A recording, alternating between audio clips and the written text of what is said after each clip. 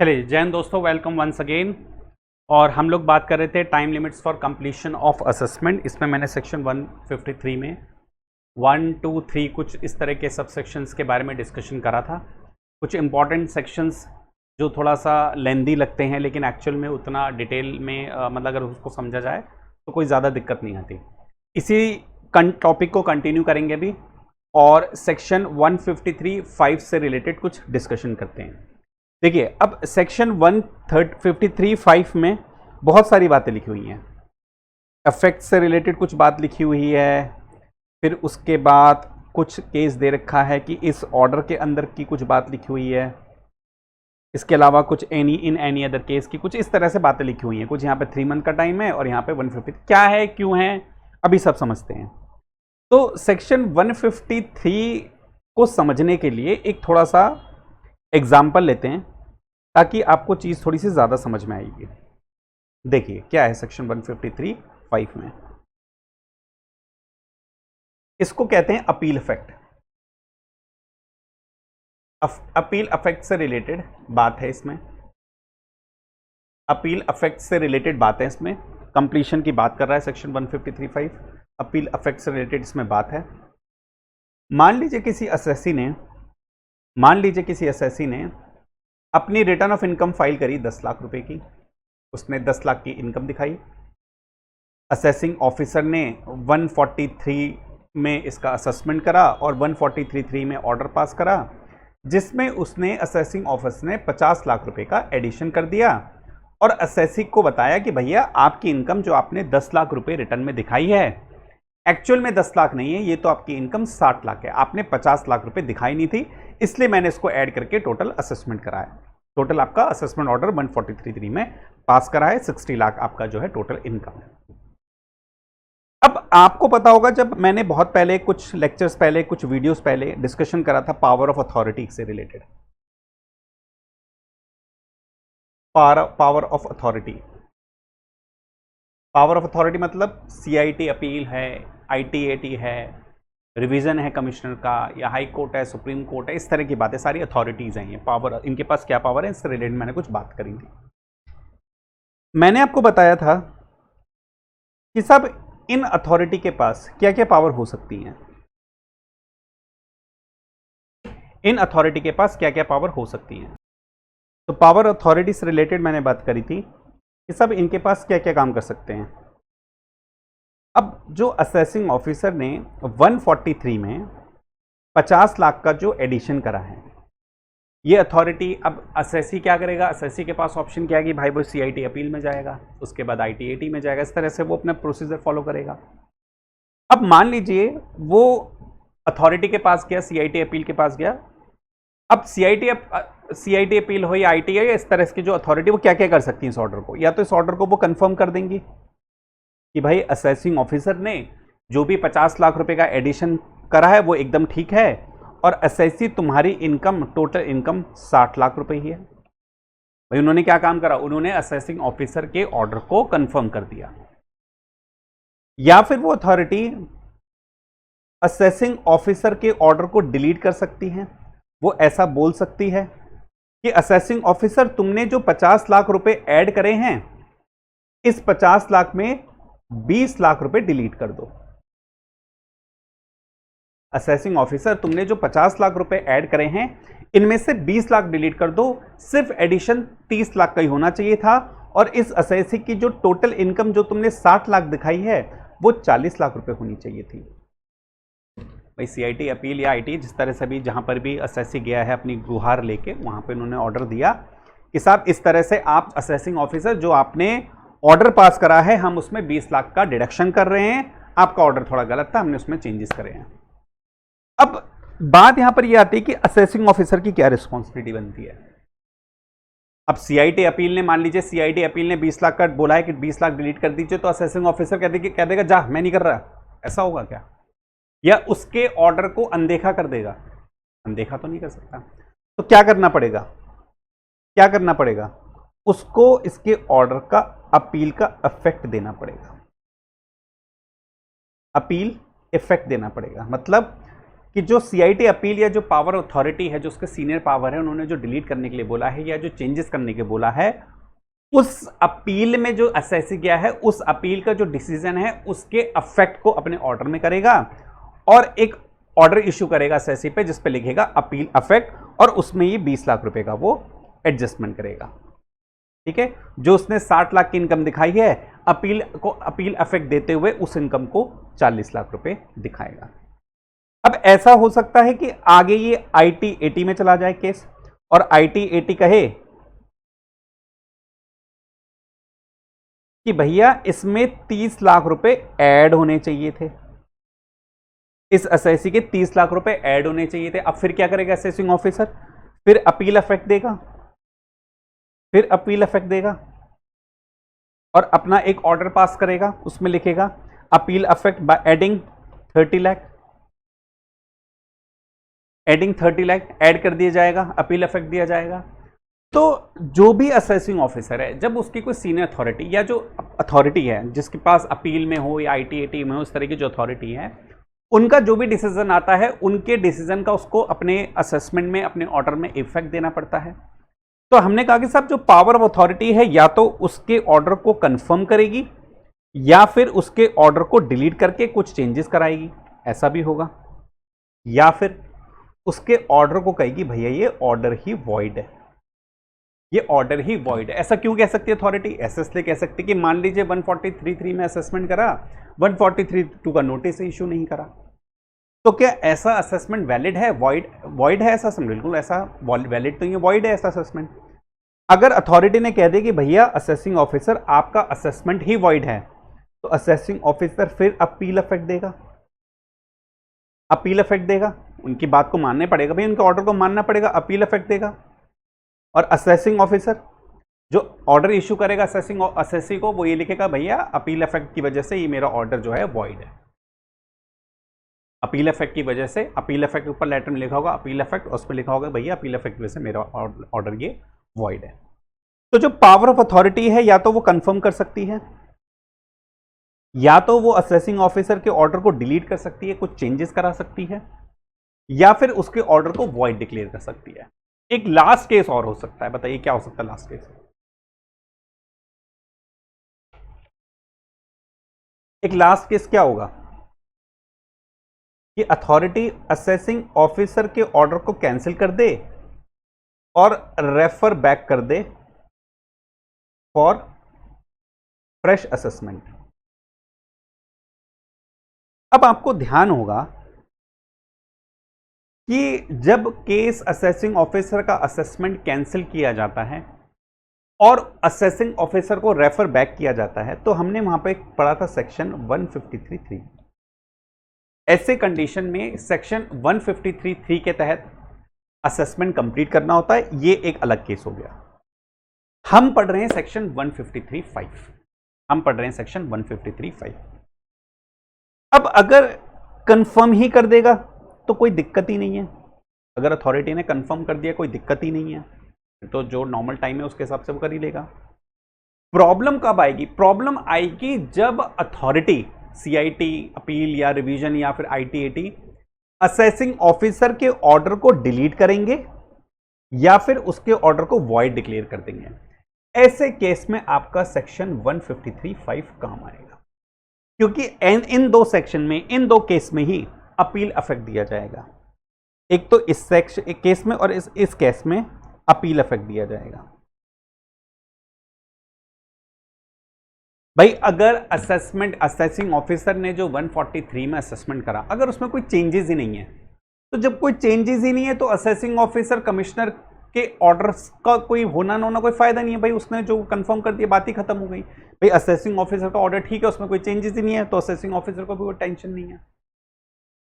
लेकिन अगर CIT ने बोल दिया कि भाई आप अपने ऑर्डर को डिलीट करिए, आपका ऑर्डर में कमी है, 20 लाख ऐड कर दिए, 30 लाख डिलीट कर दिए, जो भी उन्होंने एडजस्टमेंट कराई है, या फिर उसके ऑर्डर को वॉइड डिक्लेयर कर दिया, तो ऐसे केस में असेसिंग ऑफिसर को उन अथॉरिटी के अपील इफेक्ट देने के लिए अपने ऑर्डर को चेंज करना पड़ेगा। तो इसका मतलब ये होगा कि जो सेक्शन 153(5) है वो तभी एप्लीकेबल होगा जब अपील इफेक्ट की बात करें, और अपील इफेक्ट होगी या तो डिलीट के केस में या फिर उसको वॉइड करने के केस में। ठीक बात है, ठीक बात है। अच्छा, अब आगे बात सुनिए। ये तो हमने पढ़ लिया कि साहब सेक्शन 153(5) कब लगेगा? जब डिलीट या वॉइड का केस होगा, जब सीआईटी अपील या आईटीएटी या रिवीजन के केस में जो चेंजेस हैं असेसिंग ऑफिसर को उस अथॉरिटी के डिसीजन ऑर्डर के बेस पे अपने ऑर्डर में चेंजेस करने हैं, तब ये बात होगी।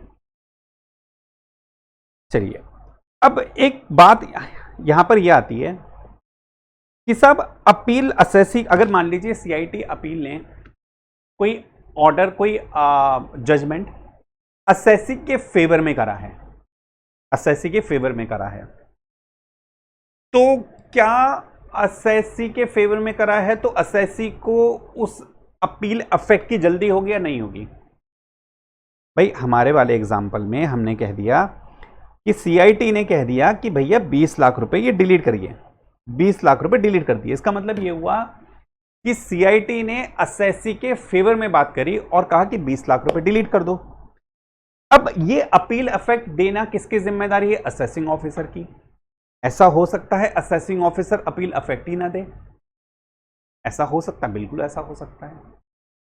और असेसी को क्यों जल्दी होगी? भाई जल्दी से जल्दी अपील अफेक्ट हो, ऐसा क्यों होगा? इसको भी समझ लेते हैं ऐसा क्यों होगा। देखिए,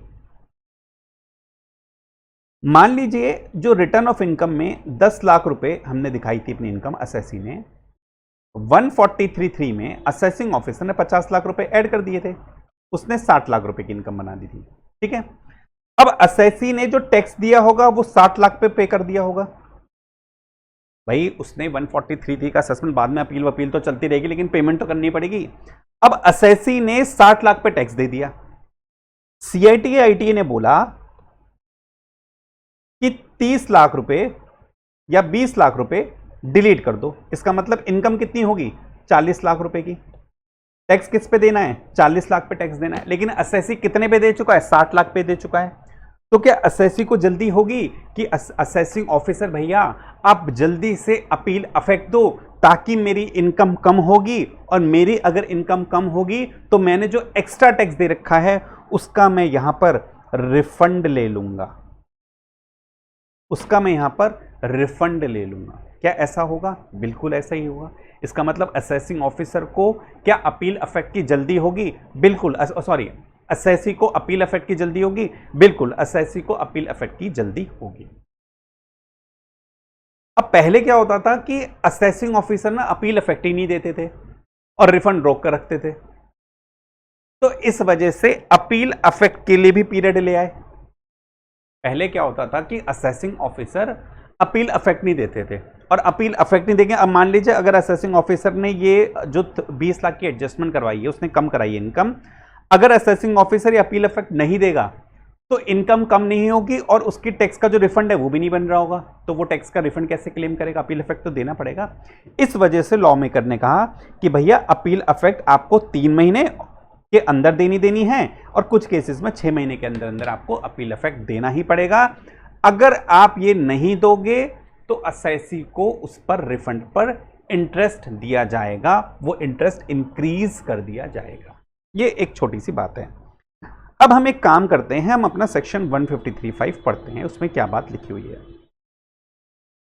देखिए।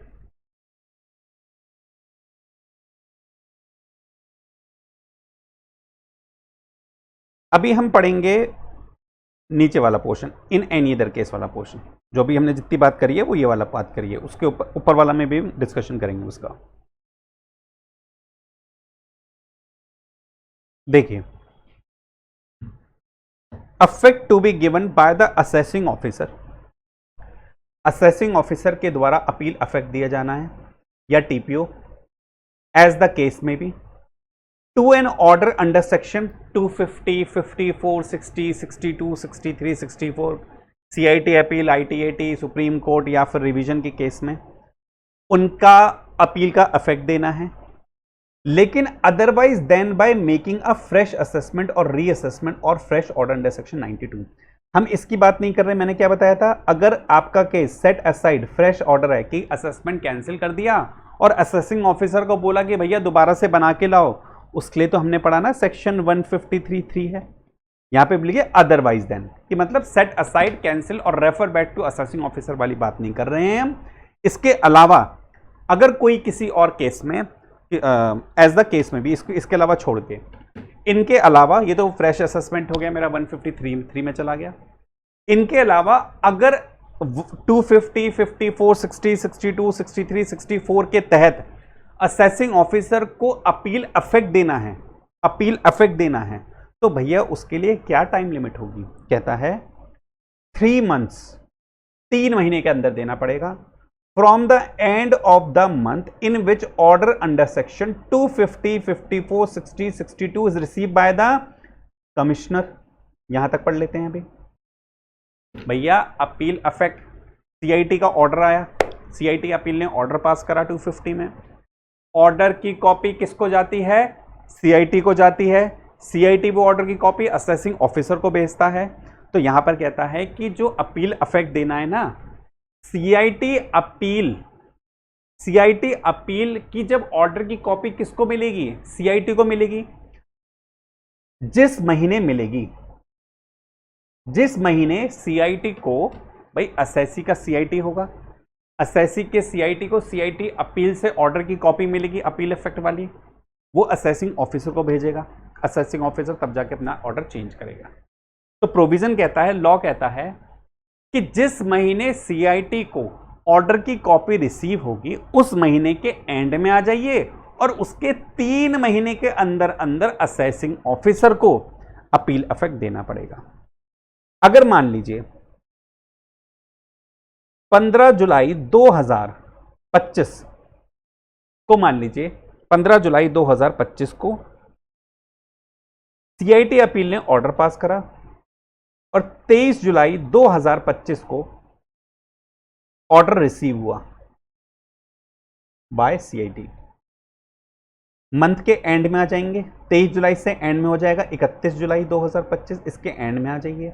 उससे 3 महीने ले लीजिए, 3 महीने अगस्त, सितंबर, अक्टूबर,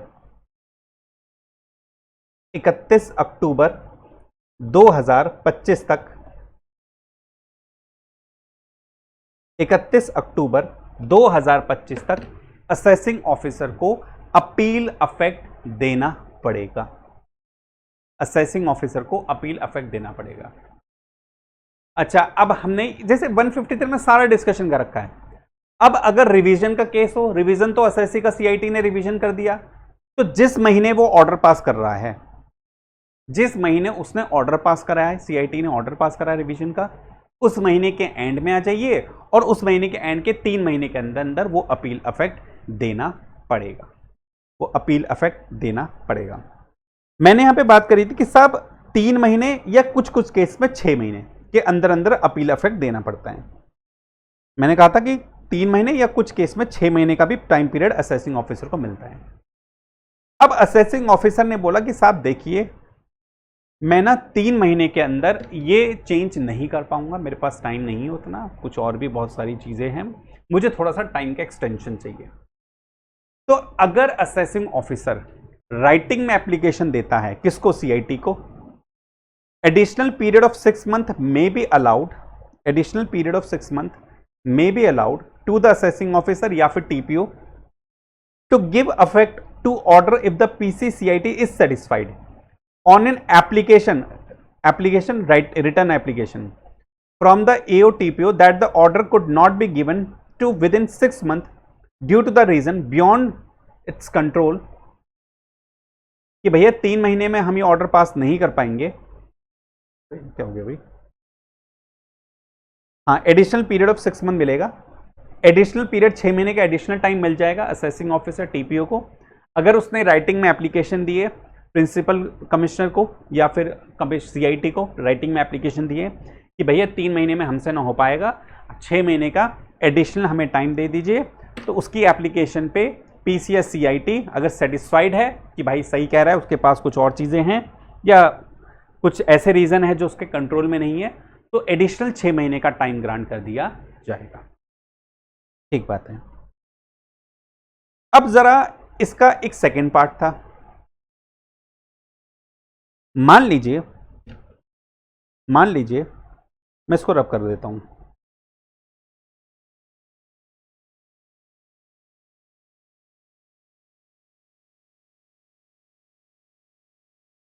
हमारे वाले जो एग्जाम्पल में हम बात कर रहे थे, ये एक फ्रेश एग्जाम्पल ही ले लेते हैं, खिचड़ी पक जाएगी नहीं तो।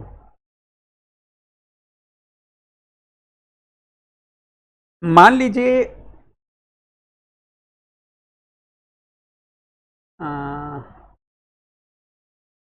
रिटर्न ऑफ इनकम थी 10 लाख, रिटर्न ऑफ इनकम थी 10 लाख,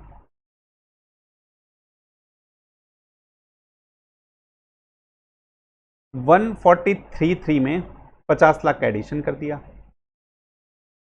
60 लाख इनकम कर दी। असेसी गया सीआईटी के पास, असेसी गया सीआईटी के पास,